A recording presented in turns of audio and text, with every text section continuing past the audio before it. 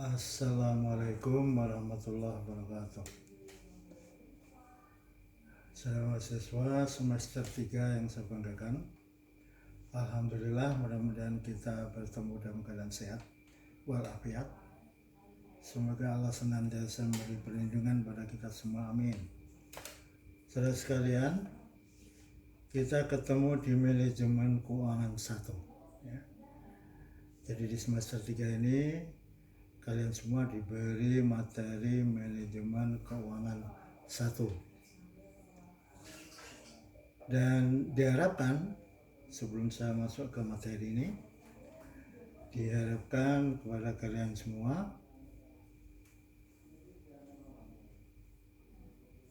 setelah pertemuan ini minggu depan, maksudnya pertemuan yang kedua, itu nanti ada presentasi dari adik-adik mahasiswa. Jadi diharapkan perkuliahan yang aktif itu adalah melibatkan adik-adik mahasiswa sebagai subjek. Jadi adik menyiapkan materi untuk dipresentasikan, kemudian yang lain secara aktif itu untuk bisa mengikuti, sehingga kalau ada hal yang masih mungkin ditanyakan itu bisa ditanyakan langsung. Tentu saya akan mengawali setiap pertemuan dengan materi atau bahan dari saya lebih dahulu. Demikian saudara, kita masuk ke materi yang pertama, manajemen keuangan dan fungsi keuangan dalam perusahaan.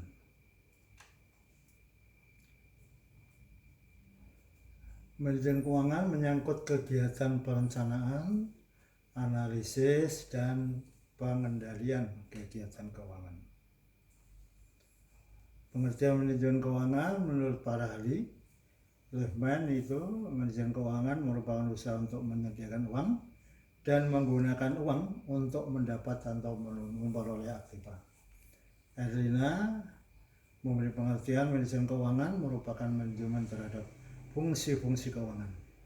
Fungsi-fungsi keuangan tersebut meliputi bagaimana memperoleh dana, raising of fund, dan bagaimana menggunakan dana tersebut, allocation of fund. Prawira negara, manajemen keuangan diartikan adalah aktivitas pemilik dan manajemen perusahaan untuk memperoleh modal yang semurah-murahnya dan menggunakan seefektif, seefisien, dan seproduktif mungkin untuk menghasilkan laba.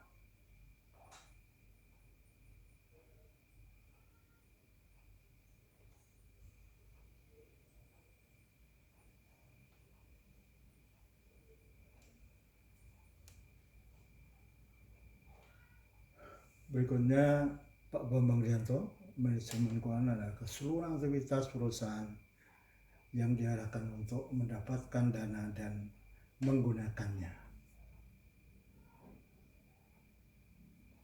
Tujuan manajemen keuangan sebagai pedoman keberhasilan pelaksanaan fungsi-fungsi manajemen keuangan atau keputusan-keputusan dalam bidang manajemen keuangan didasarkan atas pemikiran bahwa apabila harga saham meningkat, maka kemakmuran pemegang saham juga akan meningkat. Pembelanjaan dalam perusahaan.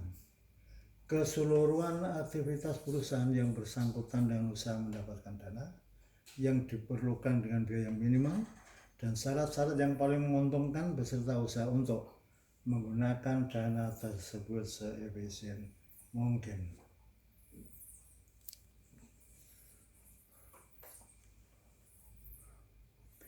Ini perkembangan pembelanjaan perusahaan ya. Dilihat dari perkembangannya, maka manajemen keuangan itu sebelum tahun 50-an itu menekankan pada bagaimana mendapatkan dana. Itu ya. Tetapi setelah tahun 50-an ya, maka studi manajemen keuangan itu menekankan pada aliran dana, bagaimana menggunakan dana. Begitu.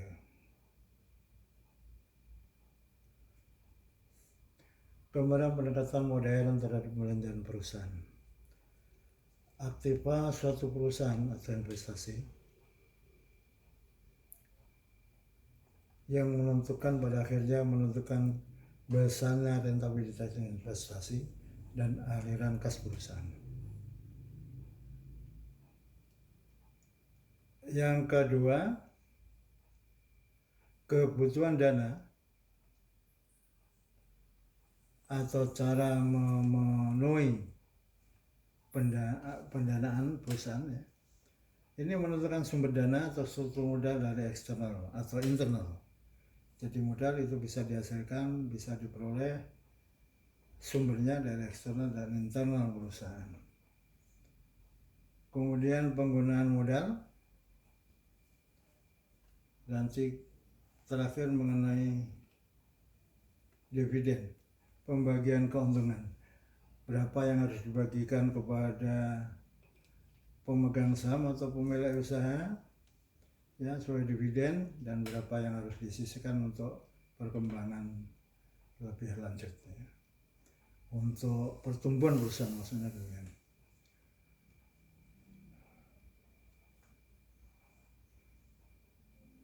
Jadi manajer keuangan itu manajer perusahaan bertanggung jawab atas pengambilan keputusan penting terkait investasi dan pendanaan.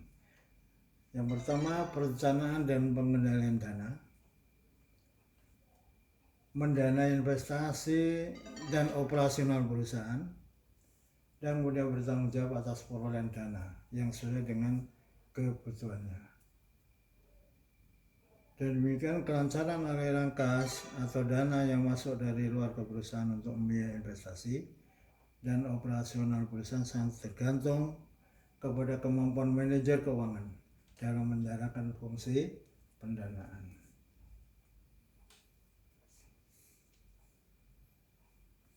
Sebenarnya manajer keuangan ini bisa berfungsi sebagai mediator ya. Dia adalah perantara antara mereka yang perusahaan memberi dana dan perusahaan yang membutuhkan dana. Kita lihat angka yang pertama ini ya. Kas diperoleh dari menjual financial asset ya, saham, obligasi, sekuritas lainnya ya, atau mendapatkan kredit dari bank atau sumber dana lainnya. Ya, itu dari pasar modal, bisa dari pasar uang ya. Yang berikutnya angka 2 kita lihat di situ. Dana yang telah diperoleh itu dari pemberi dana digunakan untuk membeli real asset yang digunakan dalam operasi perusahaan. Ya, real asset ini aktiva real, itu bisa berapa yang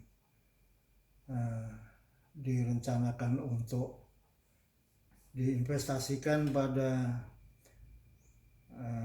aktiva lancar dan berapa yang harus diinvestasikan pada aktiva tetap. Kemudian kita lihat yang ketiga, beserta panahnya itu ya. Apabila perusahaan bekerja dengan baik, ya real asset itu bisa berfungsi dengan baik, maksimal dalam artian efisien dan efektif, maka dia akan menghasilkan aliran kas masuk, cash inflow, yang diharapkan lebih besar daripada jumlah yang dibayarkan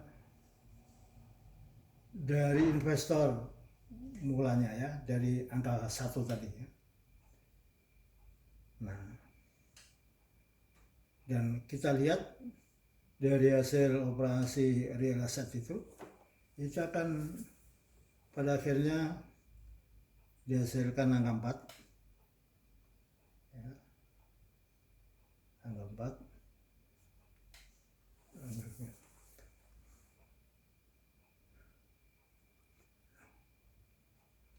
padanya kas tersebut diinvestasikan, itu yang keempat, A, atau dikembalikan kepada pemodal yang membeli sekuritas dari perusahaan tersebut, atau bank pemberi kredit ya, atau kreditur lainnya, angka 4B.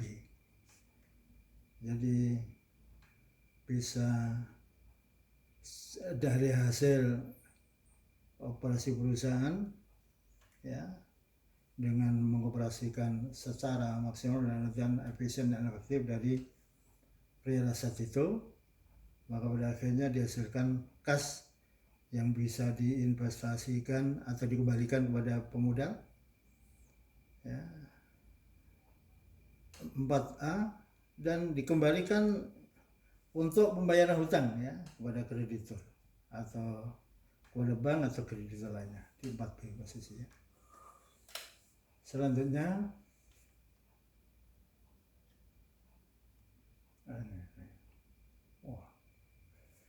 ini bentuk pembelanjaan ditinjau dari sumber dana atau sumber pembiayaan.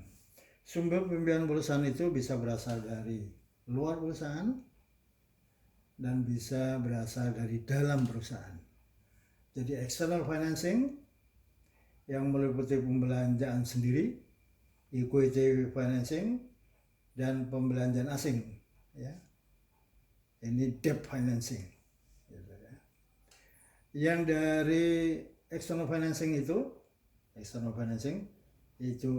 equity financing itu maksudnya dana itu berasal dari pemilik, peserta, atau pengambil bagian perusahaan. Sedang pembelanjaan asing atau hutang atau debt financing itu dana yang berasal dari bank atau asuransi atau kreditur lainnya. Sementara pembelanjaan dari dalam perusahaan sendiri, internal financing dalam artian luas, itu berwujud yaitu pembelanjaan intern dan pembelanjaan intensif. Pembelanjaan intern dalam artian sempit itu meliputi penggunaan laba, cadangan, laba tidak dibagi ya. Penggunaan laba, penggunaan laba, ya, penggunaan cadangan, laba tidak dibagi, dan sebagainya. Sedang pembelanjaan intensif itu dimaksudkan perusahaan memanfaatkan penyusutan aktiva tetap itu belum digunakan untuk membeli aktiva lagi, itu sementara bisa digunakan oleh perusahaan ya sebagai modal kerja misalnya begitu. Demikian saudara untuk sementara sampai di sini dulu, dan kita lanjut besok di pertemuan kedua dan seterusnya. Semoga Anda tetap semangat di era pandemi ini ya. Jadi belajar yang kuat, karena belajar adalah bagian yang paling penting dalam hidup kita. Kita pengen semakin naik kualitas kita, maka kita harus siap ya toh, belajar dengan keras, dengan giat. Demikian kurang lebihnya, mohon maaf. Wassalamualaikum warahmatullahi wabarakatuh.